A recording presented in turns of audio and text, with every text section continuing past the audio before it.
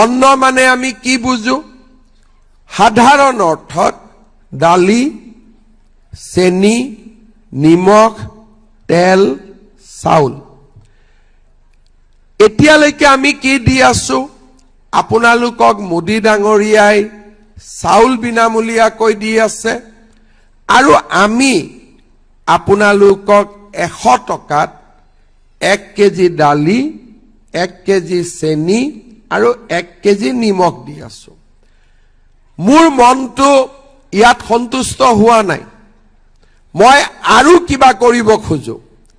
সেইকাৰণে ভগৱানে আৰু বিশেষকৈ আপোনালোকে যদি মোক আশীৰ্বাদ কৰে, অহাবাৰ মোৰ মনত চেষ্টা হ'ব যে আপোনালোকৰ পৰা এটকাও নোলোৱাকৈ চেনি, দালি, নিমখ আৰু মিঠাতেল আপোনালোকৰ হাতত তুলি দিয়া। ভাল হ'বনে বেয়া হ'ব? সঁচাই ভাল হ'ব? তাৰ লগতে ফটক কৰি নহয়, লাহেকৈ, নহলে কোনোবাই ক'ব মামা কৈছিলে কৰা নাই, অলপ পিছলৈকে মই আপোনালোকক আধা কেজি চাহপাতো তুলি দিব খোজো। কিন্তু অলপ পিছলৈকে, সোনকালে নহয়। কাৰণ মই কাৰোবাৰ ঘৰত গ'লে চাহ খাব লাগিব নহয়, হয় নে নহয়? অন্ন মানে আমি কি বুঝো? সাধারণ অর্থত দালি, চেনি, নিমখ, তেল, চাউল। এতিয়ালৈকে আমি কি দি আছো?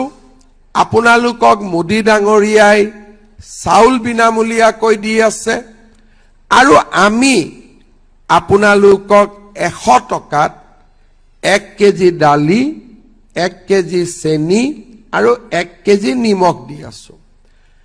মোৰ মনটো ইয়াত সন্তুষ্ট হোৱা নাই, মই আৰু কিবা কৰিব খোজো। সেইকাৰণে ভগৱানে আৰু বিশেষকৈ আপোনালোকে যদি মোক আশীৰ্বাদ কৰে, অহাবাৰ মোৰ মনত চেষ্টা হ'ব যে আপোনালোকৰ পৰা এটকাও নোলোৱাকৈ চেনি, দালি, নিমখ আৰু মিঠাতেল আপোনালোকৰ হাতত তুলি দিয়া। ভাল হ'বনে বেয়া হ'ব? সঁচাই ভাল হ'ব?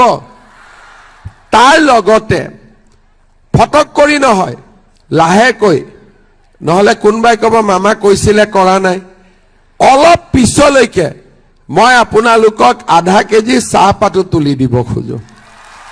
কিন্তু অলপ পিছলৈকে, সোনকালে নহয়। কাৰণ মই কাৰোবাৰ ঘৰত গ'লে চাহ খাব লাগিব নহয়, হয় নে নহয়?